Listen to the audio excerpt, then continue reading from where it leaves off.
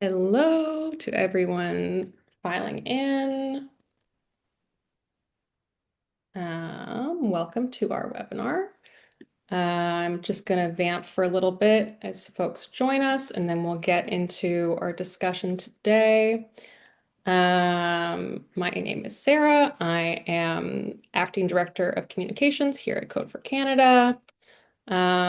Seeing those attendee numbers tick up, so I'm going to get into my spiel, as it were. We have our chat turned off to ensure an accessible experience for anybody using a screen reader, but you can ask us any questions using the Q&A function. We also have for you today a live transcriptionist, so if you'd like to see that, you can click Show Captions at the bottom of your screen. That'll show up for you. Please do let us know if you need anything, and we will do our best to help you out. If this is your first time learning about Code for Canada, we're a national nonprofit that works with governments and other nonprofits to create better digital public services.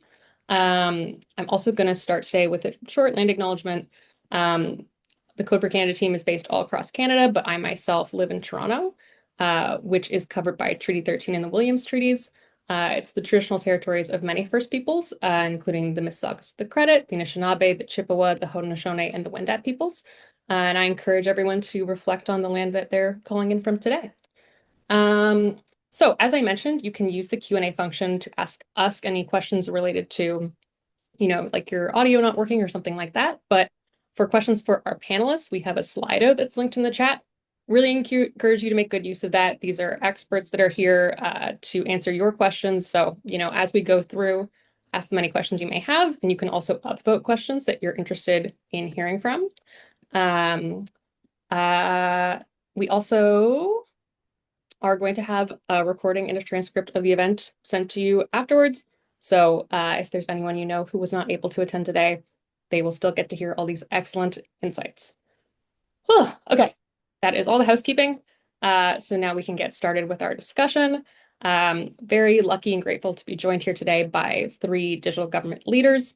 Hilary Hartley is currently Executive Catalyst of Open Public, but she, of course, has also recently served as the CEO of the U.S. Digital Response. She was previously Ontario's Chief Digital and Data Officer and Deputy Minister of Digital Government, and she was a co-founder and director of 18F.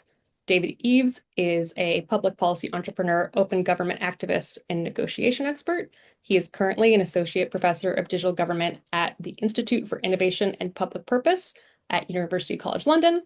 And Dorothy Eng is the CEO of Code for Canada. She's been with Code for Canada since its founding in 2017 and has been involved with working with over 50 government and nonprofit partners. So we're going to start with some questions that we prepared, and then about halfway through, we'll switch over to Slido questions. We did base the questions on things that you told us you wanted to hear, so hopefully that'll be good. We're going to get started with a little bit of context. So David, Canada has been falling in digital government rankings for quite a while now. According to the United Nations E-Government Development Index, we were third in 2010, and as of last year, we are 47th. It's not great. Can you give us a little bit of context about why we slid so far during those years? Yeah, I've been spending a lot of time thinking about that. I think there's some other notable things just to observe about that slide is that's the slide that seems to be getting steeper as we advance. Like this is not like it's. I just so people may not know this is not a graph that looks like this where like we've kind of bottomed out. It's more of a graph that looks like this where the slide is accelerating, not decelerating, and so the kind of cause for concern is maybe more grave. The other thing I just want to say is I'm kind of critical of the e-governments, the UN's e-government survey. I've been part of the committee that set questions, and I understand the limits of what it can do. But I think the important thing to understand about that survey is that it is often looking for what like leaders are doing and what excellence looks like, and then recalibrates itself around that. And so the fact that we're sliding, you can debate the methodology all you want, but the fact that we're sliding is actually a real sign because it means they've been building the survey around what leaders are doing, and Canada's gap with those leaders is getting bigger and bigger and bigger. I think the one interesting thing I would note is we were third at one point, and there was real leadership and a real commitment to doing things. And like I have colleagues around the world, older colleagues, who say like, yeah, we looked at Canada and it was really, really interesting. And part of it is I think we just started to stand still because we treated this as a solved problem. We've done it, we've done well. And the problem is like, I see a few former students on the line, like there's this entropy that exists in kind of the digital space that's always dragging you down. And you can't just stand still. Like you get worse if you stand still. You have to kind of keep fighting to stay relevant because the way people are getting services, the way people are interacting with you online is constantly shifting, moving onto the web, then onto mobile, onto other means. So you have to keep working. And I think there's been a certain amount of standing still. I think the other main challenge is it's really unclear who ultimately owns this problem and what authorities they have. The kind of you've got the CIO, you've got Shared Services Canada, you've got the Canadian Digital Service, you've got Canada.ca, like the website, all distributed across different organizations, many, many people kind of doing different things. Accountability seems like it doesn't really lie somewhere. Yeah, excellent answer. Hillary, Dorothy, anything you wanted to add what David just shared?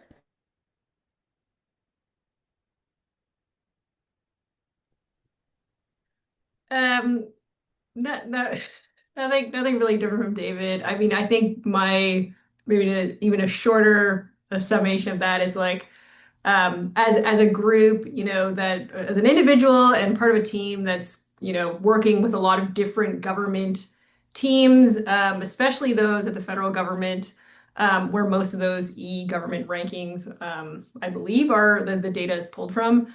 It's kind of no surprise that we are sliding so far behind and we are sliding that fast.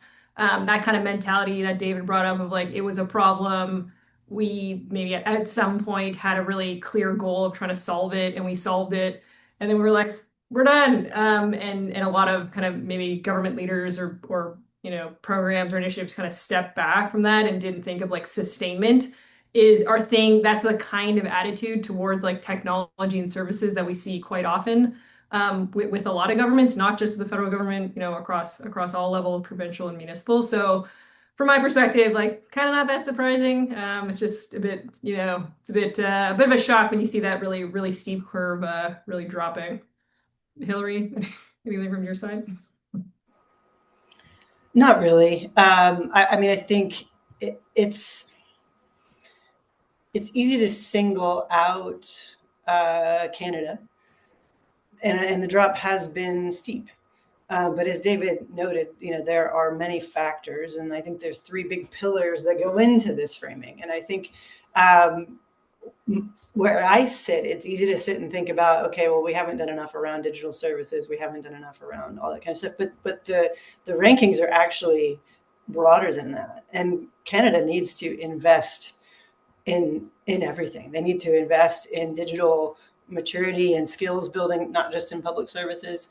They need to invest. We're doing pretty good with 5G and things like that, but they need to continue to invest in, getting internet capacity. So these are big investments across the board that then enable the federal government to enable the subnational governments to do better and to serve more people. Okay, building off of that a little bit, Hillary, the next question I have for you is that, we've seen increasingly calls from the private sector, and we've seen developments like Doge, in the US and Build Canada here, calling for more efficiency from our government, arguing it should be run maybe more like a business. You've recently written about this. What do you think those critiques maybe misunderstand about how government functions? But at the same time, what might government do to respond to these calls? Yeah. Oh, I want to start by saying I refuse. This isn't just me. I'm actually picking this up from a lot of my former colleagues in the U.S. They don't call it Doge. They call it dodgy. So let's all adopt that. It's pretty dodgy. But yeah, efficiency as this sort of rallying cry, I think is a bit of a, not just a misnomer, but it's pretty misunderstood when it comes to government. I think what folks tend to misunderstand is that, they're trying to approach public service delivery with this private sector lens. We've run these big, huge enterprises. The country is a big, huge enterprise. Surely we can take some of these lessons learned and plop them in. And to be fair, you can do that in certain instances. That was the whole premise around the Presidential Innovation Fellow. You used to hear Todd Park, who was the Chief Technology Officer of the US.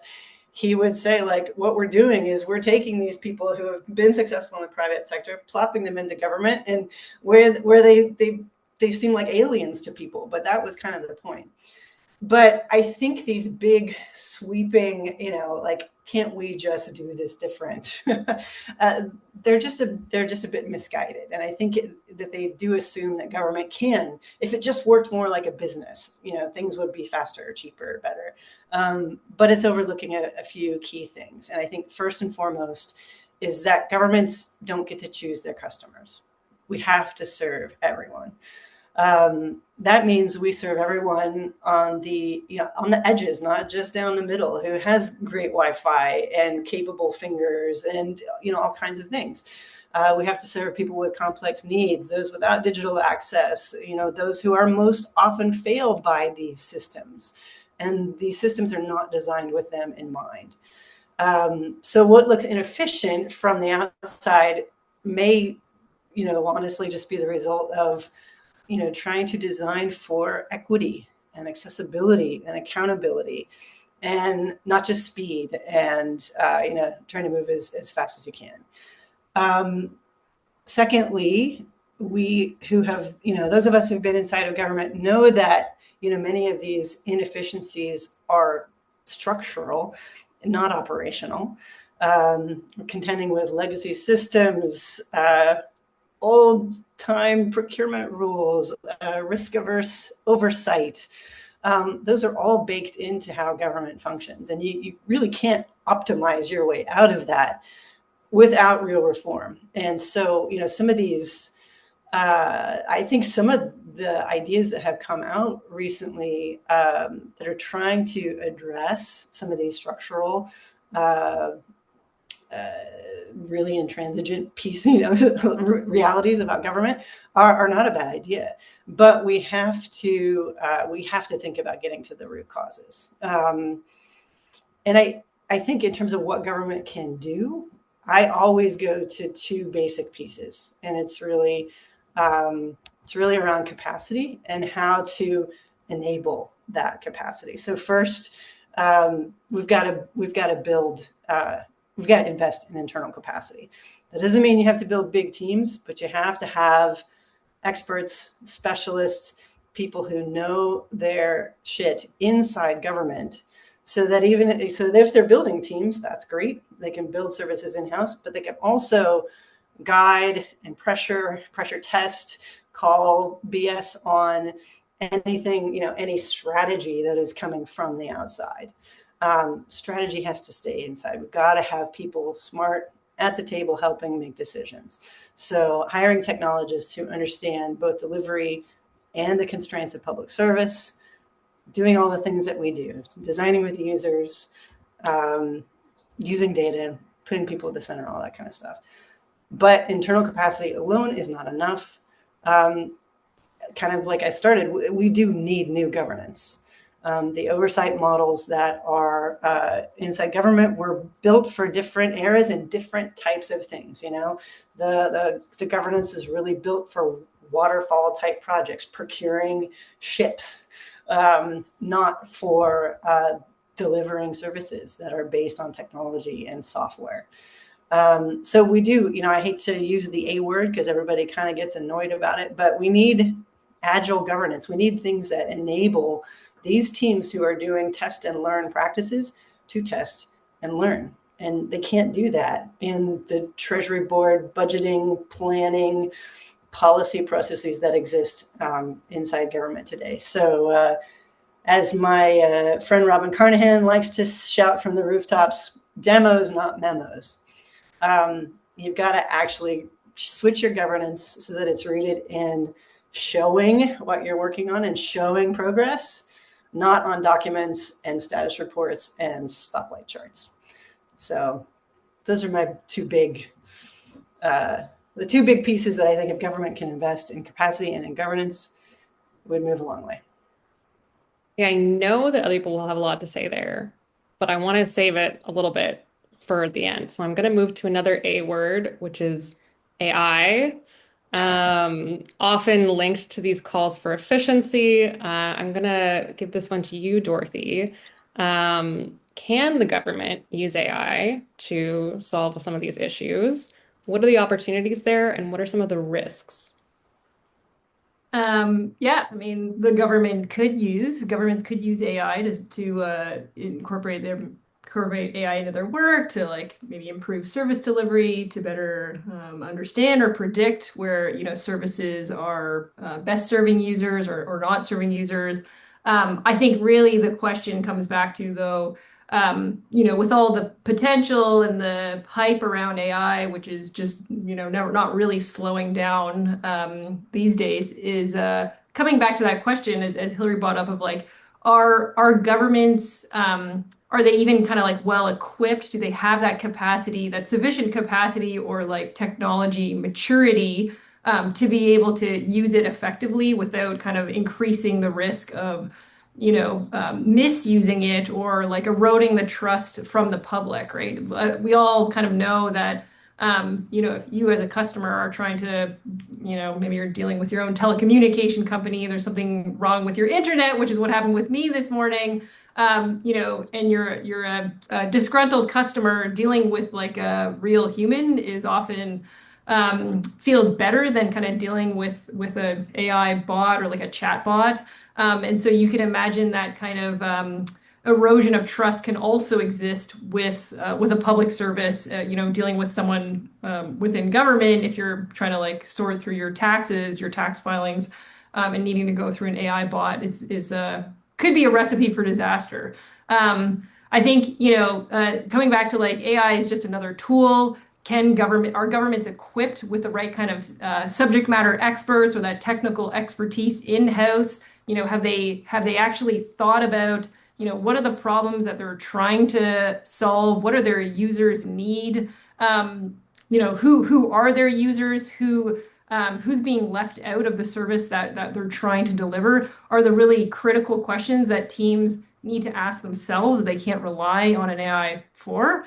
But from there, if they've asked all those questions, then certainly, and they've done that kind of thorough risk assessment of like, what kind of data are we allowed to use? What are the policies or programs in place within our own government that we have to adhere to? And if that's all kind of checked off and teams are well equipped and informed of that, then I think there is a lot of potential for governments to use AI to, improve efficiencies or like improve processes. But I think there's a lot of governments are not there yet, and so there is like an immense amount of risk when we do see that the kind of digital capacity of governments broadly, especially in Canada, is quite low. And that's again coming back to that kind of representative graph, right, of governments in Canada kind of sliding behind the scales of being able to keep up with that technological maturity. Yeah, David, Hillary, anything to add there? I think David, I the know you main have thoughts. Yeah, maybe two thoughts I'd love to share. Thank you, Hillary. Two shots I'd love to share. One is it feel like often each of these technologies is faster and like has more affordances than the previous one. And so sometimes I kind of chuckle where you're like, I don't want to use any Canadian example. So right now in the United Kingdom, if you want to get a driver's license, you have to go sign up for a driver's test. And they have the scheduler is arranged in such a way that effectively there is a third party market out there that just eats up all the scheduled slots and then secretly turns around and sells them to people. And so the running cost right now to get a spot to get a driver's test is about 250 pounds. You have to pay a third party. This is an eminently solvable problem. And I'm kind of like, I'm sitting here and I'm like, if you're there and you haven't managed your service design, your threat modeling, your data governance, like all of the things that would lead to that moment, in what way do you think you're prepared to start strapping AI systems onto the work that you're doing? And so an observation I have is like there's actually very little that's like the muscles that you need in order to run an AI kind of government or world or service are not that dissimilar from the muscles that you need to run a kind of general modern like digital service. And if we don't think we have the muscles to do that well at the moment, in what universe do we think we're ready? And what will end up happening is we'll get kind of like little mini AIs that like vendors sell us that sit on top of tiny things that, they control, and we'll capture a fraction of the value of what's possible, but really struggle to think strategically or creatively about it. At some point, I'd love to come back and talk about Doge, but let's keep things flowing. Or Dodgy, sorry, Hillary. Did you want to jump in, Hillary, with your thoughts? I just think that in many ways, we can look at the hype cycle around AI, and with it specific to government, we're at the top right now, and everybody's clamoring for it. It's on the tips of ministers' tongues, but we haven't, to David's point, we haven't invested in the fundamentals that will enable us to use it well. And the easy things people are already using, people are already using Gen AI. People are already, treating it like their EA, which is great, in my opinion. Where we finally see, I think, leaps and bounds in service delivery is when we've invested in those fundamental things, when we've got, data sharing nailed, when we've got an API strategy nailed, when we've got teams that are in-house and able to guide us in the right ways. So I think, my suggestion right now is to, anytime someone says AI, just say, okay, here's our AI strategy, and wind it back about 5 years and get those things that you've been talking about for 5 to 10 years done. And it's going to enable AI, but it's your under the radar, let's get some things done strategy. Maybe, we've been talking about this during the whole conversation, but before we get into the Slido questions, and I want to say they're looking great, everyone. They're coming in. If you have any that you've been waiting, now is the time. We're about to jump into them. But before we do, I just want to explicitly ask everyone, what are some steps the newly elected federal government can take, maybe if we gave an arbitrary deadline, the next 100 days? What are practical things they should do to address this issue, and what maybe should be at like the top of mind? Maybe I'll pick on David to go first. Thank you. I recently gave a talk to the Canadian federal government, and one of the things that I really observed was there's not a lot about what I say that does not appear somewhere in a strategy document that the CIO's office has published in the last 5 years. In fact, I can pull many of the kind of talking points I have out of those documents. And so I think one interesting thing to observe is I don't think the problem is one of awareness. So I don't think that or it's not a universal lack of awareness. At least like the center and those who are proximate to these topics understand that there's a challenge here, and even are aware of many of the things that Dorothy and Hillary and I are talking about that need to happen.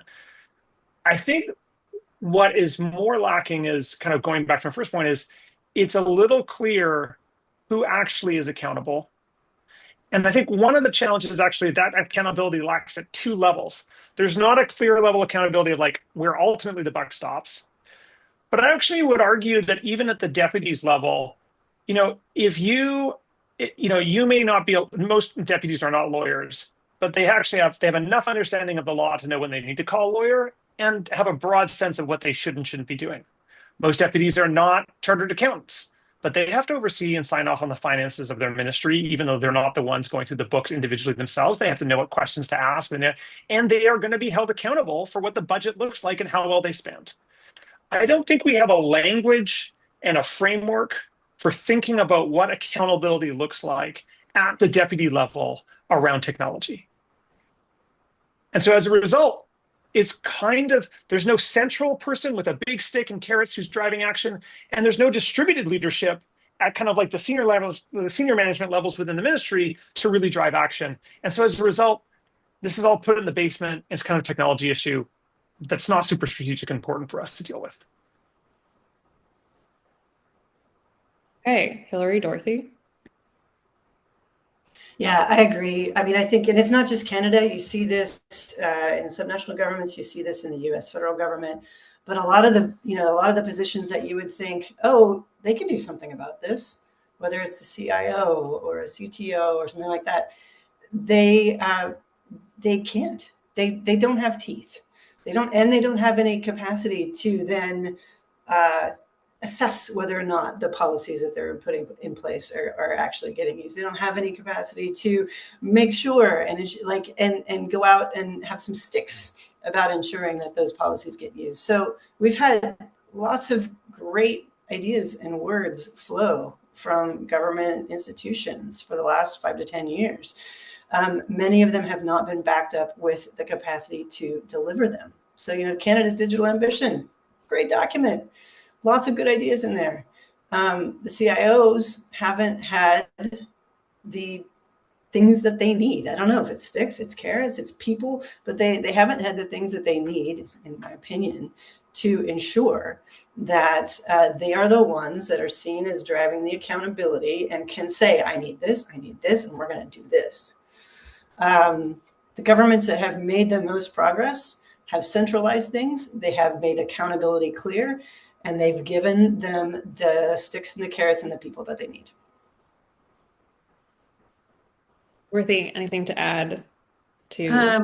Yeah, I'll jump in. Definitely, unclear accountability and ownership, major driving source of a lot of these, of really the inability for governments to build this kind of long-term digital capacity. I will say, this is it feels like a bit of a bleak landscape. There is one government that I do want to just shout out here, because I do think there is an example of a government that, is working towards that kind of clear accountability.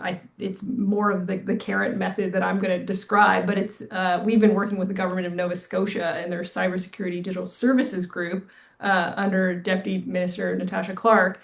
And that's a really good example of a group that is, it's a challenging environment, right? Trying to build up that long-term digital capacity to sustain really strong, sustainable digital services.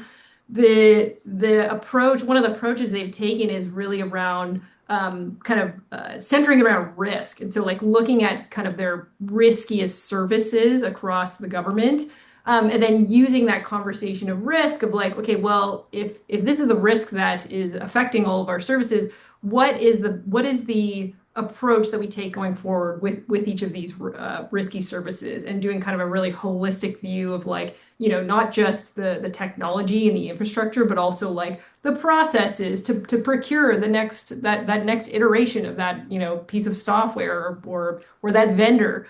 And also the people, do we have the right people? Who do we rely on to sustain this service? And so, yeah, it is a really, it's a challenging landscape. There are examples of groups that are starting to work in that kind of incremental way. I think the thing is that, given that it's such a behemoth of a problem, the key is just taking one step of a pilot to try and approach a piece of technology or a project in a different way, or trying to pilot an AI solution, but leveraging a data sharing agreement between two departments that hasn't existed before. And that's the key. And it's really what we find is it's really hard for governments to find those incremental opportunities, just that one step forward and to carve a new way forward. Okay, yeah. Our top voted question, as we turn to our Slido questions, I think is very relevant to what was just shared. This person asks, I'm interested on your take on the Government of Canada's new AI ministry, with Evan Solomon as minister. Carney's hope is to save a great deal of money this way. That's a bit of opinion there at the end. But do we have any thoughts on the new ministry as a concept? I think we've talked a bit about it, but yeah. I mean, I'd just say, I think elevating this to the level of a ministry, and you have a minister, means that if you get the right people on his team, that they will start demanding progress, and the way you see progress is to invest in the fundamentals. They've got to know, they've got to be savvy enough to know that you can't just quote unquote slap AI on something. And so I think it presents an opportunity to lift up ideas and teams and all the things that have been doing good work from CDS and other places, to again, like, think about data, think about APIs, think about, all of those things that we've been kind of talking about for the last decade. Yeah, Dorothy, David, Go for it, Dorothy.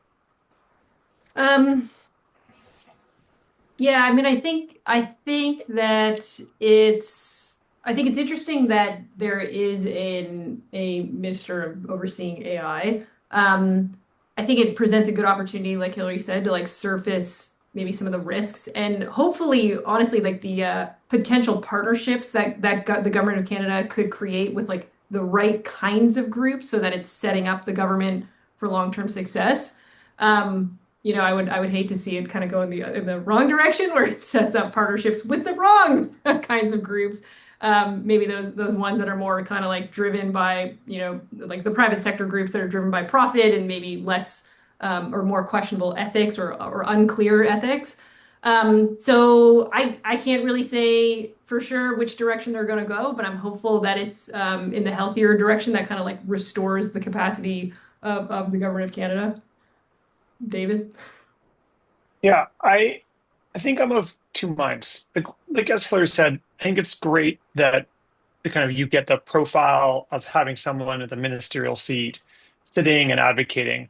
And from a minister who I think is clearly like trusted by the prime minister. So that's like a very interesting setup. I think I would want to be slightly cautious that my sense is that this ministry is really more outward facing. It's less about what's going to happen inside the government. It's more actually kind of like what is the market coordinator and opportunity creator for the broader Canadian economy, and less about kind of how the enterprise of the government will manage itself and use AI. Is the flavor I'm speaking up at the moment. So I'm also not looking to that minister to be internally facing, but much more externally facing. I also this is not a ministry that has like a statute that's established it. And so it is a ministry that will rely on its ability to coordinate and convene and will have to kind of carve out a space for itself to serve as that kind of market creator and coordinator to make things happen. It's not a ministry that's going to have a big budget and a huge staff to make things happen, would be my sense.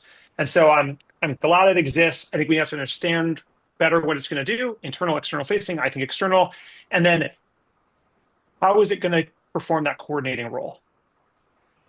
Yeah, that's a good insight, especially since I think he's also the minister responsible for economic development or something like in Southern Ontario. In Southern Ontario, yeah. So I think you're right there, David. That's a really good insight. So I guess one thing I would promote, in case anybody's listening, is the work. And I know the work in Ontario the best. I think others have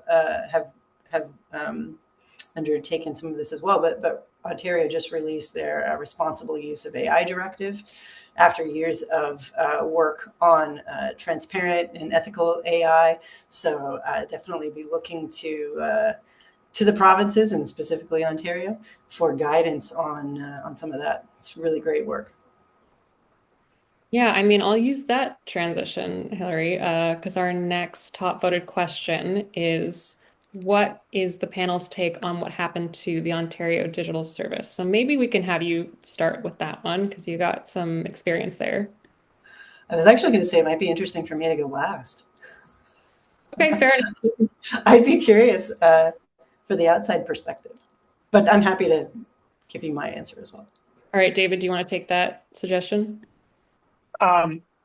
So I don't know may I? I think part of the challenge of digital service teams is how do they evolve and where do they end up living? So a lot of these teams get established kind of in a center, like in a cabinet office, treasury board, places like that.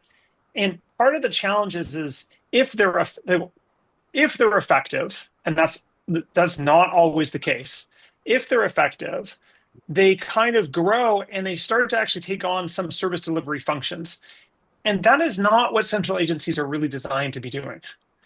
And so that's the first challenge. The second challenge, and this actually reflects a little bit of the piece that Hillary and I wrote about 18F, is they start to take on roles in different parts of the kind of evolution of services.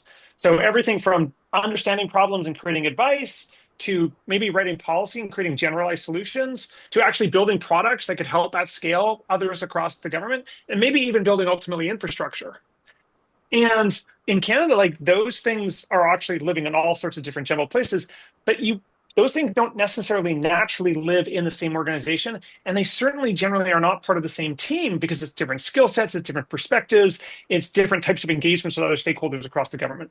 And so I think a lot of digital service teams actually run into this kind of midlife crisis where if they're not successful, they kind of just peter out and stumble along. If they are successful, they actually grow. And then it's like, what do you do with them? Do you break them up? Do you move them to another agency? And so in the UK, GDS has been moved into what's called DSIT, which is the Department for Science, Innovation, and Technology. In other places, it's been moved into kind of like a shared services type organization. In other places, like GSA was an interesting home for 18F because it's a little bit of a quirky, more like shared services. So you have to have a strategy for what you're going to do if you're successful, not just a strategy for how to try to be successful. And I don't know if Ontario fully, I think many things happen, but I think one of the challenges was that issue. Okay, Dorothy, you want to pick up the stick before we finish with Hillary? I don't know. I feel like David took that stick further than I could have gone. I had a bunch of like theories in my head, and they all revolved around this like idea of like a virus infecting a system, and it couldn't infect it all the way. But I like that kind of like whole value chain and like evolution of a group and where does it live after. Anyways, do the big reveal, Hillary. Yeah. Well, I mean, I think David's exactly right in that we hit a bit of a midlife crisis after the pandemic, where we it was a moment of, for the first time, people at the highest levels, kind of on both sides, but certainly in the bureaucracy, having this aha moment about the ODS and why it worked the way it did and how that enabled it to be successful. So that we were able, because we had, chapters, skill sets. We didn't, we weren't organized into branches that were responsible for things. We were organized in branches that were responsible for keeping people happy and productive. But what that meant is when we brought product teams together, we could also be very, iterative with how that happened. We could stop on a dime, and that's what we did during the pandemic. We put everything on hold and pulled product teams together to go and do, PPE, and to go and do the symptom checker, and to get, so anyway, I think it was the first time that people kind of saw, oh, you've been talking about how this thing is organized and how it's different, but we finally sort of understand why that's been beneficial. And so the last couple of years were really focused on, to David's point, kind of getting ODS situated for folks that were watching or on the inside a little bit. The ODS moved ministries literally every summer I was there. So we started in Cabinet Office. We went to, the version of MGCS. We went back to Cabinet Office. We went to Treasury Board. We followed the minister from Treasury Board to Finance. It was always just this kind of thing that got great work done and benefited from whomever wanted to be the champion. And that was great. And we were successful. And I think maybe most successful when we were in Treasury Board and Finance, because we were able to finally get our hooks into some of the machinery of government. Like I said, it wasn't just about capacity, but it's about governance. And the last little bit, I was really focused on where can this thing sit to have a lasting impact?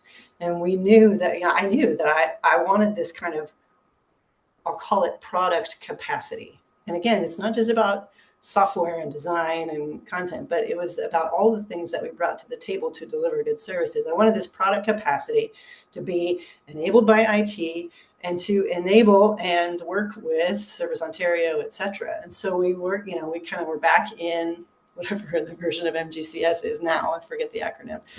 But, and then we kind of positioned it as this three-legged stool. You have to have product capacity. You get to have like service designers understanding the problem that can then be enabled by technology and can work with customer service and make the whole thing come to life. It was a beautiful vision on paper. And I think my suspicion of what happened is when they lost their champion that deeply understood that vision, it was just seen as capacity that could be taken and put elsewhere. So it was easy to say, okay, well, we'll take the software engineers and put them in IT. And it was easy to say, we'll take the user researchers and the designers and put them in Service Ontario. And so it just kind of got broken up instead of understanding that it was the magic of having those pieces together, that even if they weren't always building things, they were driving and they were pushing forward. So I'm sure a lot of things happen, but I think that's a part of the picture. I think, like, for me, what's so interesting about this is part of the challenges is it maybe throws into question the theory. One theory sometimes people have around digital service teams. Like, I think I've convened digital service, I've been studying them for like 10 plus years. There is a theory out there that if we just build it and then we do this, we will model behavior, people will be wowed and they will replicate us. And 10 years into the project, not sure how much evidence there is of that. Not sure, like, not a lot of agencies or ministries around the world laying down their pens and being like, whoa, I have now seen the light. How do we make this? Not zero, but not a mass charge. Now, maybe it's a 50-year project and, it's going to take another 30 years before that S-curve moves up in the way that we'd like. Or maybe it's just that actually helping solve problems at this scale simply doesn't move the needle and we need some different models. That's the first thing I think we actually really have to wrestle and think with. But the second for me is having a group of highly specialized people is not the same thing as building a capacity and an understanding of the vision and the culture and the ideas across the whole enterprise.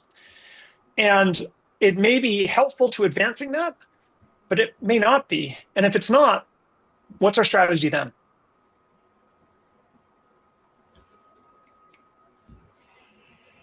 Some snaps on that.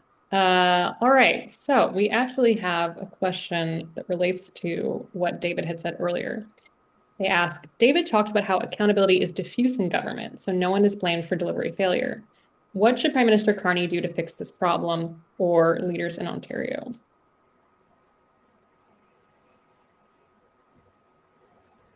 Sorry, I confess I got distracted by a question that got asked in the other Q&A, and I did not hear all of your questions because there's also a second Q&A that's quite good. Sorry. I'm posting, so folks have been asking questions in the Q&A and also in Slido. I have been copying and pasting the Q&A into the Slido for a democratic process to vote those ones up. But I also think we can work on any questions that don't get. Yeah. Is this political football? Like, why would we? Is that the question? The question is basically like, now that Prime Minister Carney is here and we have this lack of accountability, what is the step that he could take to introduce accountability?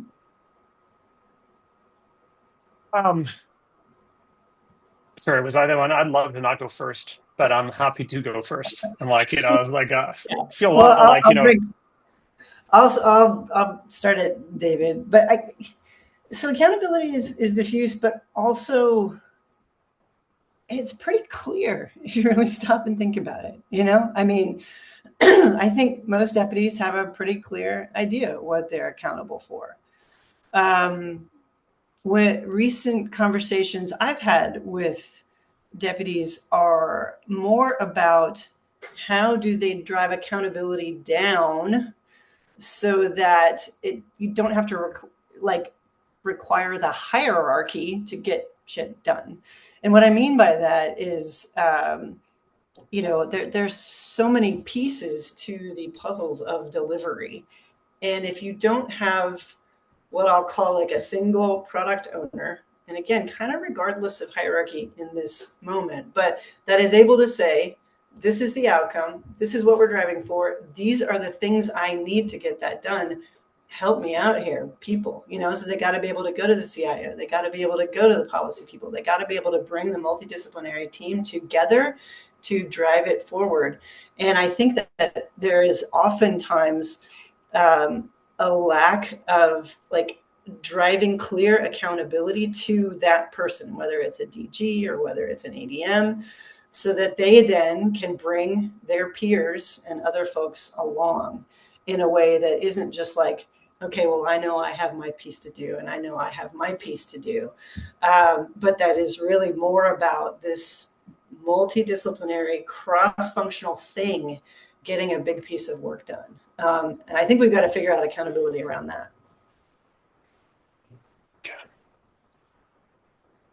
Maybe just to jump in and bring it back to the ODS, like, if we look at the flip side of like, we're talking about delivery failure, but what are delivery success case studies? Like, Hillary, you mentioned like a couple examples out of COVID, right? Like a lot of governments in that moment mobilized around a common goal, which was like, oh crap, we got to get PPE out ASAP.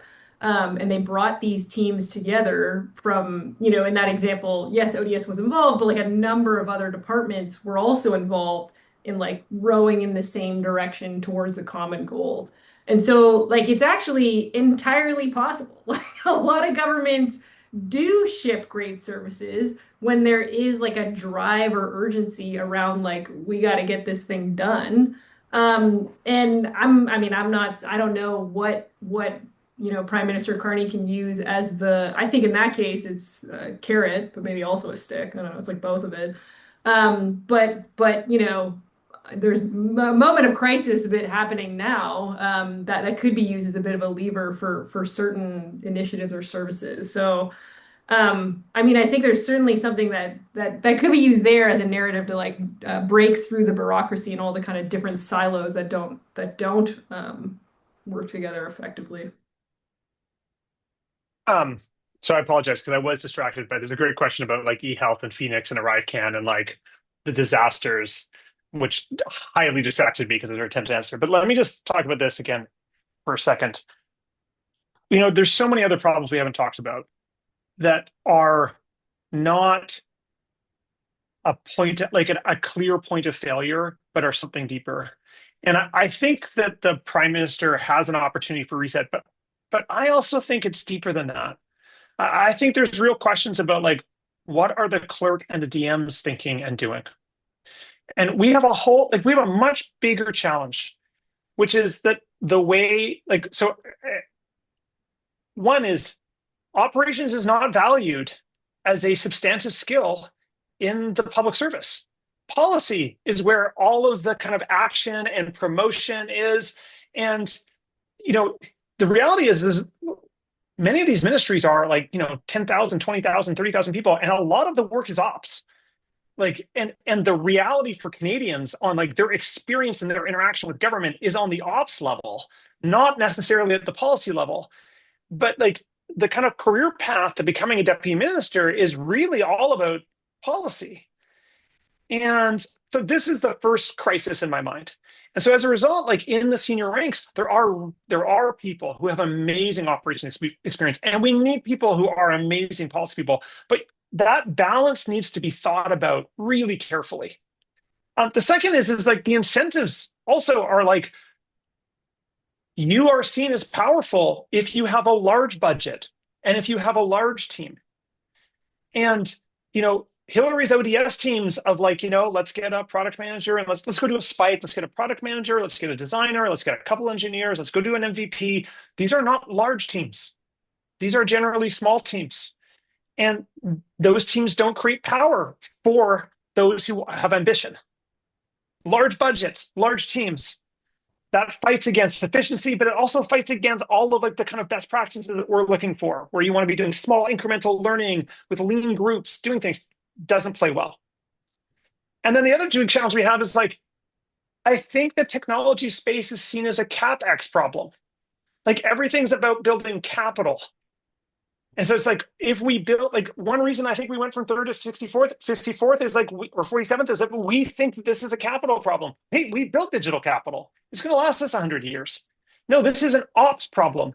This stuff is constantly changing, constantly adapting. You have to have the muscle to constantly shifting with it. You are regularly spending money to just maintain the status quo of the expectations the public has for you. It's not like you build a bridge and there's a little bit of maintenance you do on the side for the next 100 years. No, it's constant. And so those things, those are, do I want the prime minister to pay attention to them? Yes. I think I want the clerk to pay attention to them more. Okay, some snaps on that. Now we're getting into some questions that are equally voted, so I'll do my best to be fair with these. This person asks, is it known in government that keeping up with digital requires skills like systems thinking and designing for complexity? Or are they always chasing silver bullets like AI? Anyone want to take that one? I know Hillary's chomping to answer this. It's like, oh,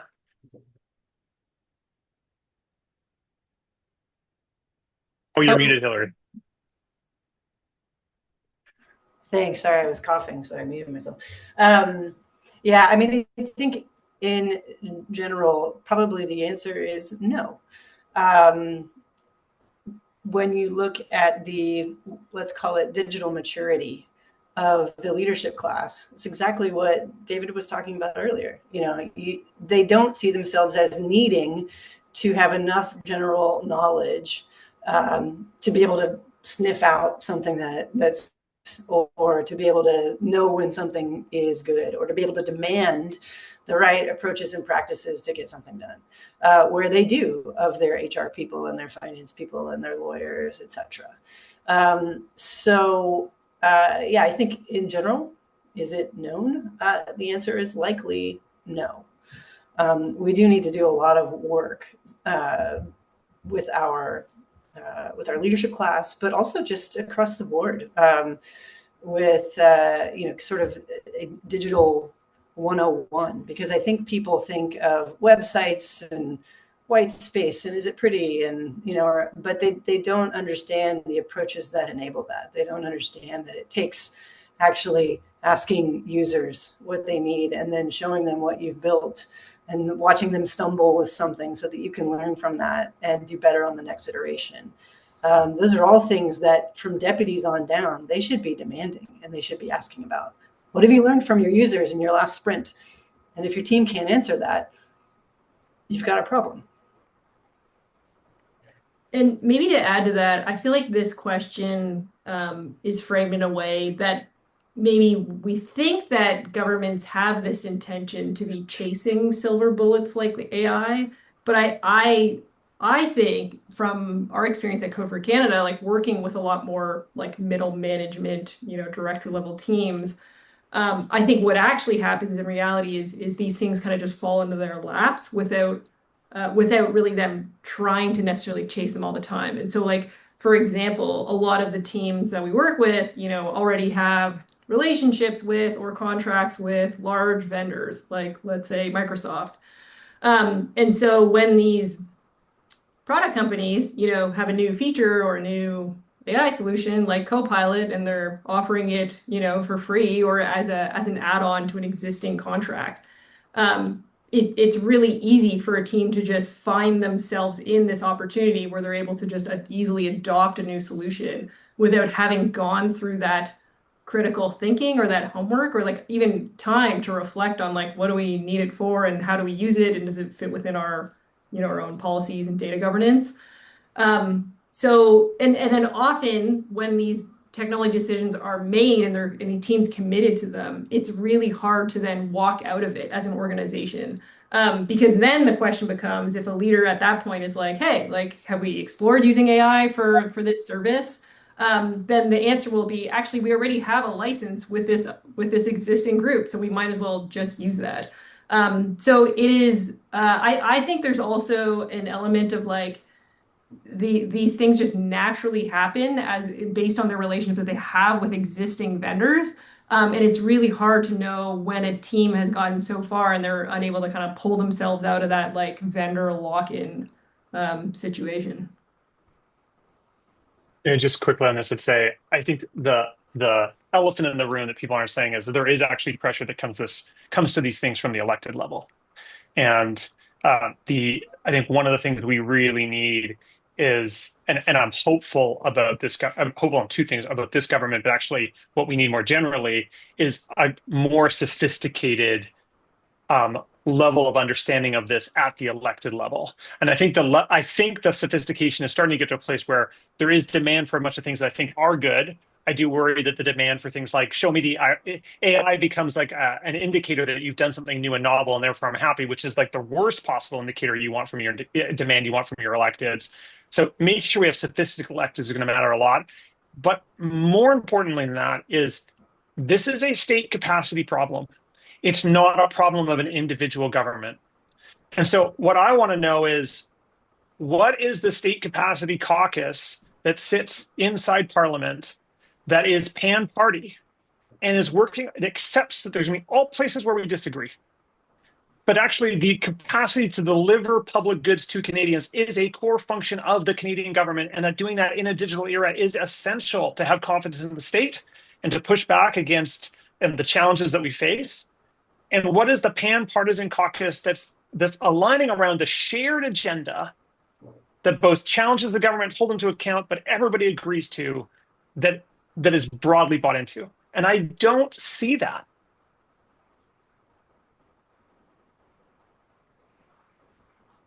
Okay, we've got 4 minutes on the clock. Some of these questions absolutely going to take more than 4 minutes. Maybe as a final closeout question, one person has asked, what would be your top 3 priorities for the new transformation mandate to make a more aggressive digital transformation in Canada? You don't have to do 3, you can do 1, but we'll go to each of you, maybe starting with Hillary. I'm going to put something in the chat. It's fantastic, and I think everyone should read it inside government. So it's the UK government's Universal Credit Program that went through a major restart and used what we'll call the radical how. Used public digital, used GDSs, used the playbooks that we've all been working on for the last decade to fundamentally restart their approach to this service. And they have captured just gold. This document is wonderful.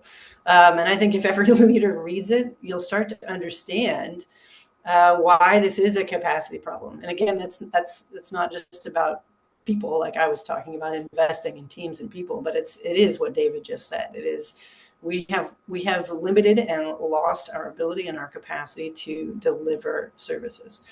And a lot of it is because we don't have the right leadership, the right governance, the right capacity that is making decisions about how to get things done, whether that is to build or to buy. And we're not taking a test and learn approach to anything. If we can start with that, that'll be we'll be on our way. Okay, I'm going to pass to you, Dorothy, and then we'll close out with David. Sure.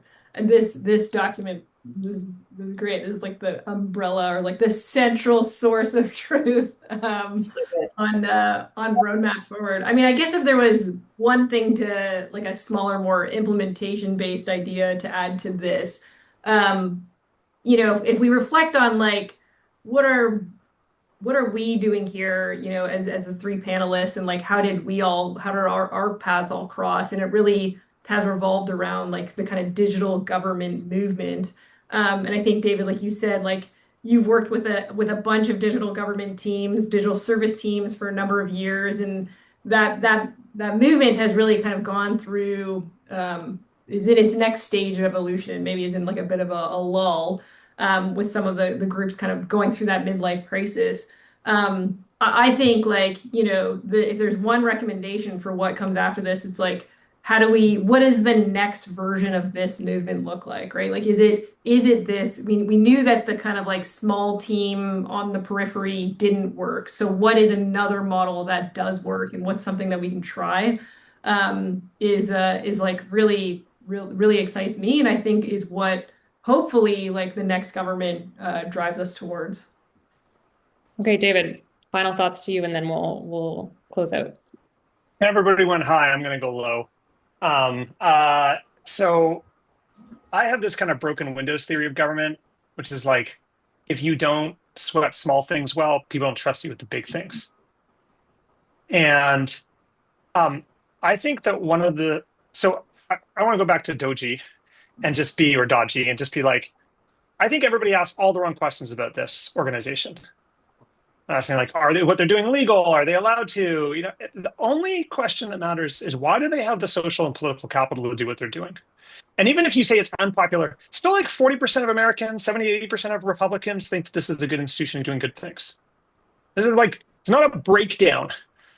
And just really double down, 40% in this country, in the United Kingdom, is still enough to maintain Brexit. So I want to be clear, this is not like defeat numbers here, despite what some narratives will have you will say to you. And the reason is because I think there's been a narrative that's been successful